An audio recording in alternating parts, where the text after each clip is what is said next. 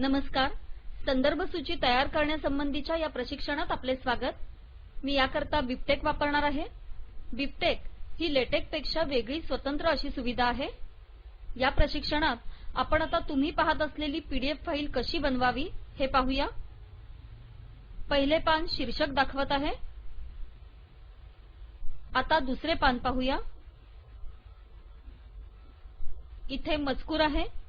संदर्भांना 1 ते 6 क्रमांक दिलेले आहेत आणि पुढल्या पानावर 11 पर्यंत क्रमांक आहेत. तुम्ही हे लक्षात घ्या की हे संदर्भ आद्याक्षरानुसार दिलेले आहेत. तुम्ही हे इथे पाहू शकता. आता आपण याकरता वापरलेली मूळ फाईल पाहू. ही नीट पाहूया.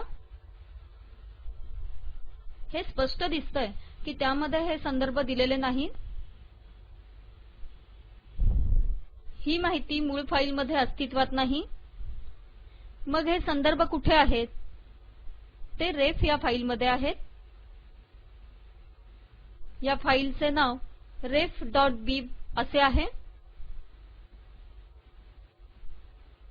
बिब्लिओग्राफी या आज्ञेकरता हे सामान्य आहे.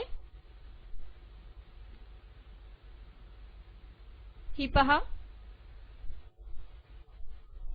ref.bib. आपण या ref.bib मध्ये काय आहे ते पाहूया.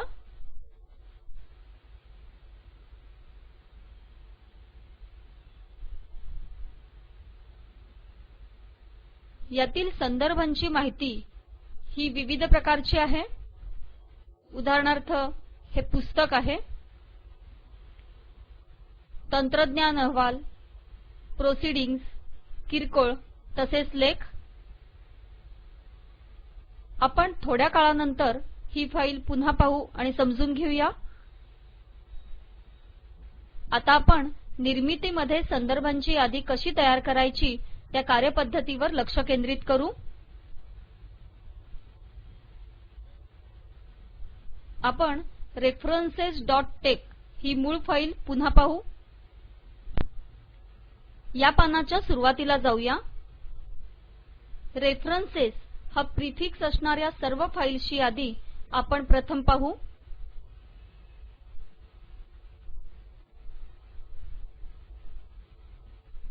या पहा references.tex सोडून बाकी फाईल्स काढून टाकू.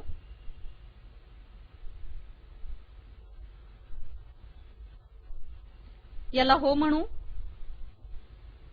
आता आपल्याकडे फक्त references.tex आहे. मी ही संकलित करते. संकलित केल्यावर सावधगिरीची सूचना आली की काही संदर्भ परिभाषित नाहीत, काही गोष्टी सापडत नाहीत. आपण पाहू शकतो की pdftex या आज्ञेमुळे काही नवीन फाईल्सची निर्मिती झाली. references.pdf बरोबर आपल्याकडे references.log आणि references.aux या फाईल्स आहेत.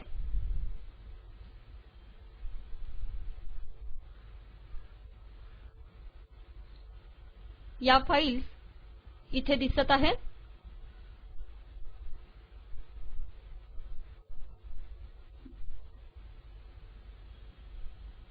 या पहा, या त्या फाईल्स आहेत. आधी आपण references.log ही फाईल उघडू.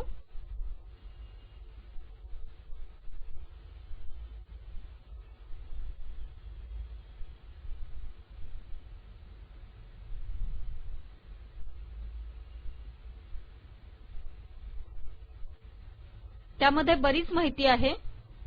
किंबहुना इथे आलेल्या सर्व सूचना त्यामध्ये आहेत. आपण आता थोडे खाली जाऊन पाहू. इथे बरीच माहिती आहे आणि या सावधगिरीच्या सूचना पण इथे दिसत आहेत. त्याचबरोबर काही अक्षर प्रकार सापडत नाहीत ही सूचना देखील दिसते. परंतु आपण त्या वाचून आपले काम चालवू शकू. काही संदर्भ व सायटेशन सापडत नाहीत ही सूचना मात्र आपल्या दृष्टीने महत्त्वाची आहे. आपण आता या सूचनेवर काही मार्ग काढू.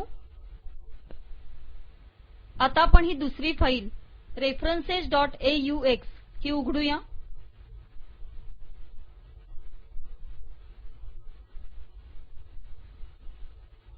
references.aux यामध्ये अनेक सायटेशन आज्ञा आहेत. या इथे कुठून आल्या आहेत? सायटेशनची सर्व विधाने मूळ फाईलमधील साइट या आज्ञेमध्ये आलेली आहेत. आपण आता पाहू शकतो. हे मी इथे उघडते.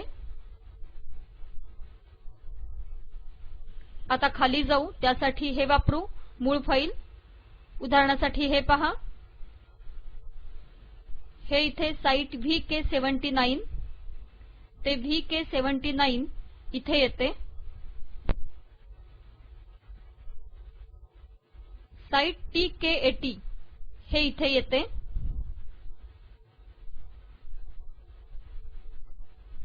तसेच ही बिबस्टाईल प्लेन ही सुद्धा मूळ फाईलमध्ये इथे येते.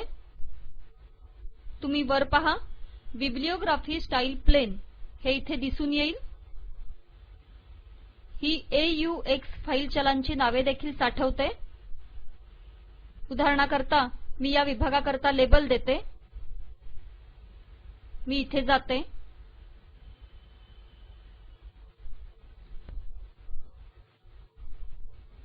नाहीतर मी असं करते की लेबल शिवाय हे करून दाखवते. म्हणजे आपण हे खोडून टाकू.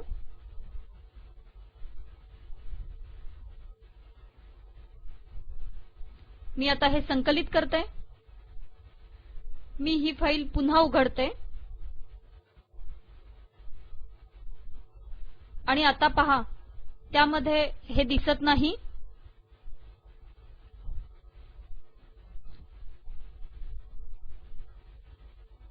मी इथे लेबल सेक आर्या हे लिहिले. लेबल सेक आर्या रक्षित केले, संकलित केले. हे उघडू. मग तुम्ही या फाईलपर्यंत आलात ती पुन्हा उघडू. हे पहा, इथे न्यू लेबल सेक आर्या ही आज्ञा दिसायला लागली. ही पहा. हे तेच लेबल आहे की जे आपण इथे पाहिले होते. आणि हे म्हणते सेक्शन 1 हा इथे दिसतोय. आणि हे 2 पान क्रमांक दाखवतात. या दस्तऐवजात 2 पानं आहेत. पुढल्या संकलनादरम्यान लेटेक ही AUX फाईल वाचते आणि लेबल विषयीची माहिती दाखवते. यामुळे लेबल व्यवस्थित दिसण्यासाठी 2 वेळा संकलन करणे गरजेचे असते. मी आता तुम्हाला संदर्भ सूची कशी बनते हे समजावून सांगते. त्यासाठी आपण आता बिबटेक्स वापरायची वेळ आली आहे. आपण आता बिबटेक्स रेफरन्सेस ही आज्ञा इथे देऊ. ही पहा अशी बिबटेक्स रेफरन्सेस. ही आज्ञा इथे दिल्याप्रमाणे references.aux मधून आवश्यक बाबी घेते. हे पहा, हे सांगते references.aux वापरली. हे सांगते की त्याने plain.bst हे स्टाईल फाईल वापरली आहे. हे या प्लेन या आज्ञेमुळे झाले. आणि ref.bib ची तारीख हे आपण आधी समजावलेले आहे. ref.bib ही डाटाबेस फाईल क्रमांक 1 आहे. हे आठवा की आपण प्लेन स्टाईल आणि refbib या मूळ फाईलमध्ये वापरलेले आहे. आता आपण कोणत्या फाईल्स निर्माण झाल्या ते पाहूया. म्हणजेच bibtex.references या आज्ञेमुळे कोणत्या नवीन फाईल्स बनल्या ते पाहू. त्यांची यादी करू.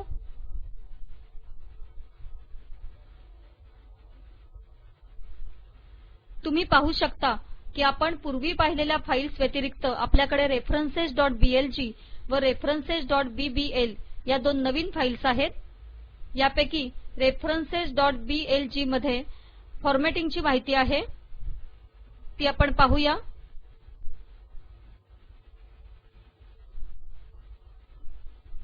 तुम्हाला या ठिकाणी काही फॉर्मॅटिंगची माहिती दिसेल.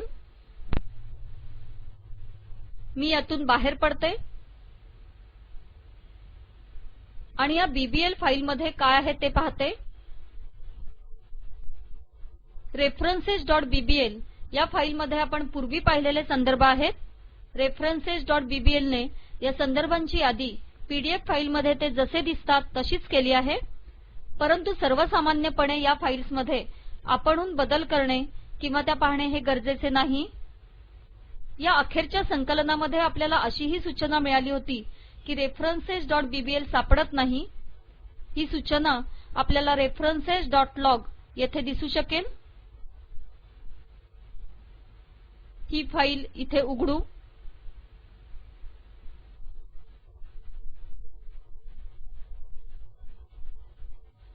हे पहा, हे इथे सांगितलेले आहे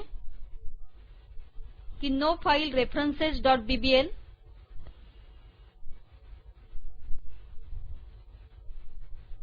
हे आपल्या पूर्वीच्या संकलनात झाले होते, परंतु आता बिबटेक्स वापरून आपण referencesबीबीएल ही फाईल बनवली आहे।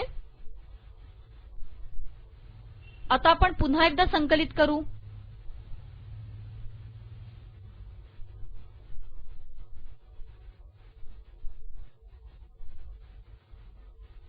आता येणाऱ्या सूचना वेगळ्या आहेत। हे सांगते की लेबल्स मे हावे चेंज्ड।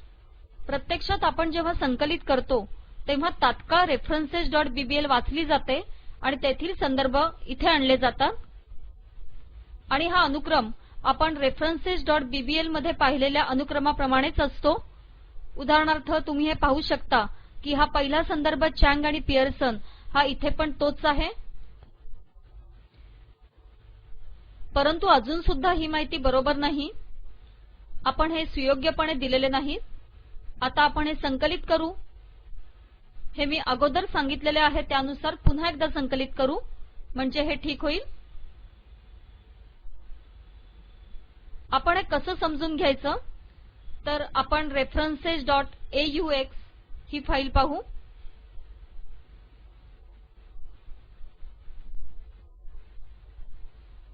referencesऑक्स आणि लक्षात घेऊ की सायटेशन संदेशाखेरीज आपण इथे एक अधिक संदर्भ आहे।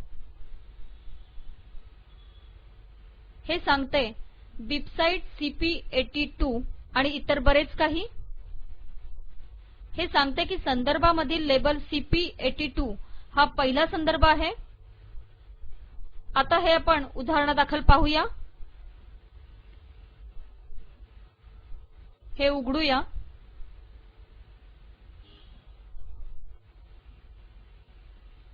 मूळ फाईल पुन्हा पाहू।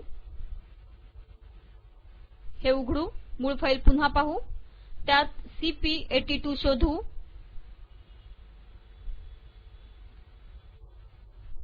हा पहा, हा इथे आहे आणि त्याच्याशी जोडलेला संदर्भ इथे आहे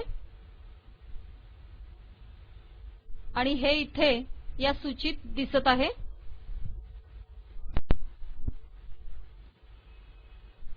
आता ही माहिती म्हणजेच सीपी82 हा संदर्भ referencesऑक्स या फाईलमध्ये उपलब्ध असणाऱ्या संदर्भ सूचीमध्ये पहिल्या क्रमांकावर येतो। मी हे पुन्हा संकलित केले। आता ही माहिती आपोआप इथे येते। आता आपण पाहू शकतो की इथे येणारे सारे संदेशही नाहीसे झाले। लेटेकने असे केले की ही referencesऑक्स मधली संदर्भ क्रमांकाची माहिती घेतली आणि ती मूळ फाईलमधील साइट या आज्ञेच्या लेबल्सना दिली।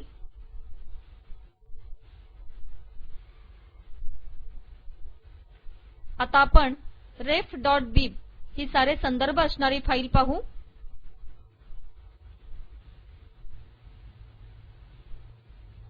इथे येऊ, ref.bib या पानाच्या सुरुवातीला जाऊ। इमॅक्स संपादकामध्ये आपल्याला द्यायचा असलेला संदर्भ आपण त्याच प्रकारे देण्याची सुविधा उपलब्ध आहे। उदाहरणार्थ असे समजा की काहीतरी प्रविष्टी म्हणून उपलब्ध आहे, तर इमॅक्स संपादकामध्ये हे बनवणे शक्य आहे। जेव्हा तुम्ही हा आर्टिकल इन जर्नल प्रकार निवडाल तेव्हा तुम्हाला एक रिकामा रकाना मिळेल। हा पहा, जो तुम्ही भरू शकता। तुमच्या संपादकामध्ये हे उपलब्ध नसेल तर चिंता करण्याचे काहीच कारण नाही, कारण तुम्ही हे नुसते टंकित करून सुद्धा बनवू शकता। सध्यापुरते मी हे अंडू करते कारण मला हे नको आहे। तुम्ही काही कळीचे शब्द परिभाषित करून ते ref.bib या फाईलमध्ये चल म्हणून वापरू शकता।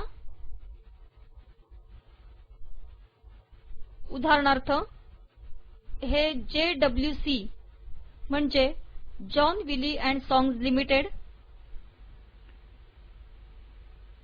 चिचेस्टर जे काही संदर्भामध्ये वापरलेले आहे। उदाहरणार्थ या संदर्भात प्रत्येक संदर्भात एक कळीचा शब्द असतो आणि तो त्याच्या सुरुवातीला येतो।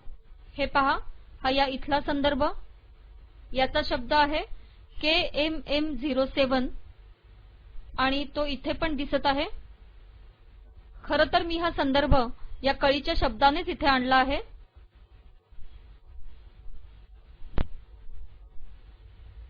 आता मी तुम्हाला समजावून सांगते की बिबटेक्स वापरून विविध प्रकारचे संदर्भ देणे कसे सुविधाजनक ठरते। आपण बदल करण्यापूर्वी हे आठवू की इथे दिलेले संदर्भ हे आद्याक्षरांच्या अनुक्रमाने आहेत। उदाहरणार्थ B.C. चँग अँड पियर्सन क्रमांक 1 हा इथे दिसत आहे।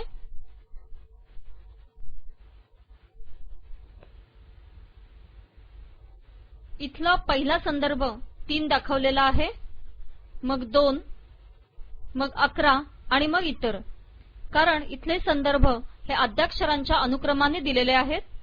आता आपण बिब्लिओग्राफी स्टाईल ही बदलून पाहू। मी हे करते। मी ही स्टाईल UNSRT अशी बदलते।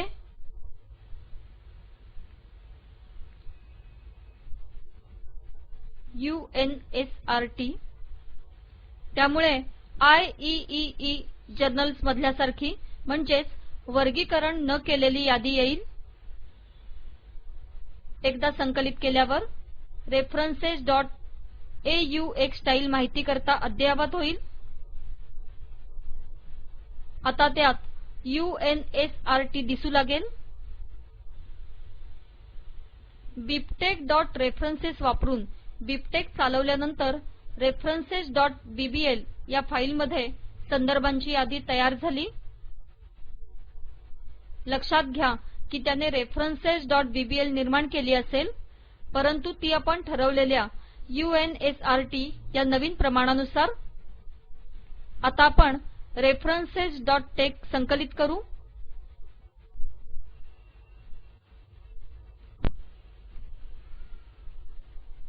आता अनुक्रम बदलला हे लक्षात घ्या। संदर्भ आता अद्याक्षरांप्रमाणे नाहीत, पण एक तक्रार दिसतेय की लेबल्स बदललेली असावीत। त्यामुळे ते ठीक करण्यासाठी पुन्हा एकदा चालवा। आपण हे पुन्हा चालवू।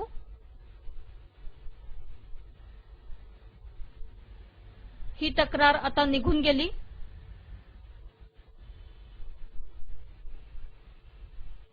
आता हे पहा की हे संदर्भ त्यांच्या मूळ जागी ज्या अनुक्रमाने होते त्याच अनुक्रमाने इथे दिसत आहेत। उदाहरणार्थ हे पहा, संदर्भ 1 हा संदर्भ सूचीमध्ये सर्वप्रथम दिसत आहे। दुसरा संदर्भ हा दुसऱ्या क्रमांकावर दिसत आहे, तिसरा, चौथा, पाचवा, 6वा याप्रमाणे। आता आपण संगणक विज्ञानातील जर्नल्सना आवश्यक असतात त्याप्रमाणे संदर्भ तयार करू। आता आपण इथे येऊ आणि याला अल्फा म्हणू।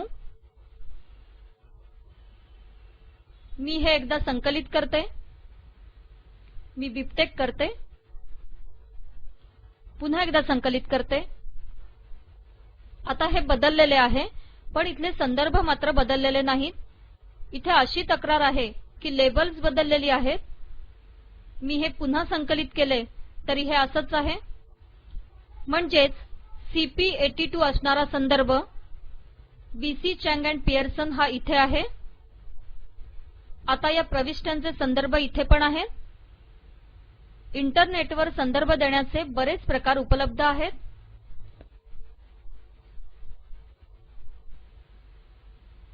मी आता तुम्हाला IFAC आणि केमिकल इंजिनिअरिंगच्या जर्नलमधील पद्धत दाखवते। प्रथम आपण इथे येऊया।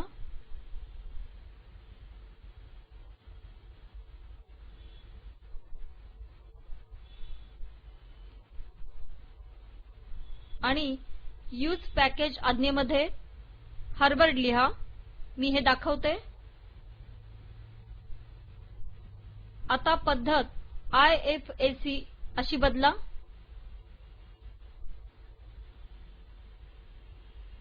हे दोन फाईलमधून कार्यान्वित होते। harvard.sty आणि ifc.bst या फाईल्स इंटरनेटवर आहेत आणि त्या तुम्ही उतरवू शकता। हे संकलित करू। PDF LaTeX references,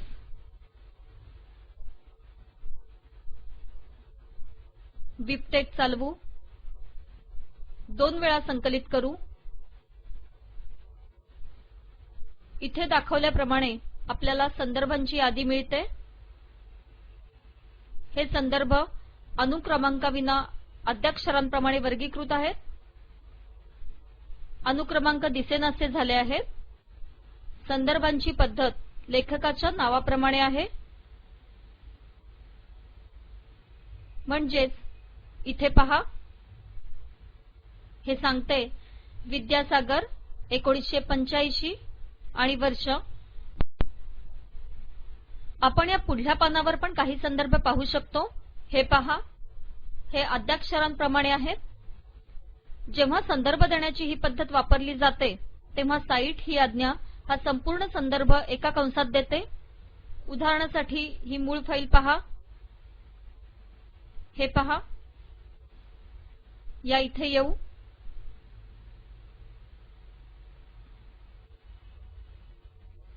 site KMM07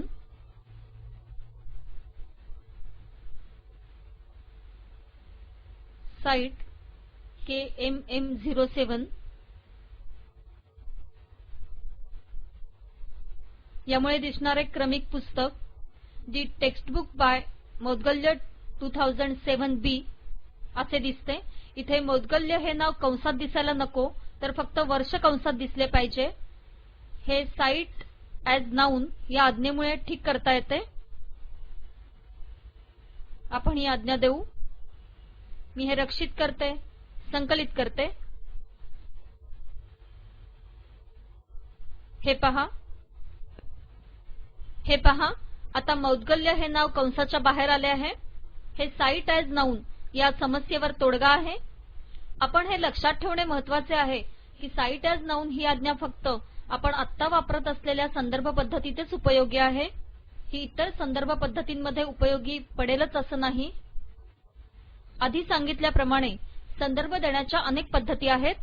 फक्त त्याकरता योग्य अशा STY आणि BST फाईल्स तुम्ही उतरवून घेणे गरजेचे आहे। मी दिलेल्या या उदाहरणामध्ये मी harvard.sty आणि ifac.bst या फाईल्स वापरल्या आहेत। तुम्ही नीट विचार केला तर तुमच्या लक्षात येईल की आपण संदर्भांच्या मूळ यादीत म्हणजेच ref.bib या फाईलमध्ये कोणताही बदल केलेला नाही। ही बिबटेक्सची विशेष क्षमता आहे। आपण हे संदर्भ सूची कशी बनवावी हे समजावून घेण्यासाठी बराच वेळ दिला असला तरी प्रत्यक्ष वापर करणाऱ्यांसाठी हे फारच सोपे आहे। प्रथम सगळे संदर्भ असणारी .bib फाईल बनवा। .sty आणि .bst या फाईल्स मिळवा। त्यापैकी बऱ्याचशा कदाचित तुमच्या इन्स्टॉलेशनमध्ये अगोदरपासून उपलब्ध असतील। मूळ फाईल एकदा संकलित करा। पीडीएफ लेटेक चालवा। आता मूळ फाईल दोन वेळा संकलित करा। तुम्ही माझ्याशी सहमत व्हाल की हे फारच सोपे आहे। तुम्ही नक्कीच बिबटेक्स व लेटेक बद्दल समाधानी व्हाल व ते पुन्हा पुन्हा वापराल। याचबरोबर आपले हे प्रशिक्षण संपले। मी चैत्राली IIT मुंबई आपली रजा घेते। धन्यवाद।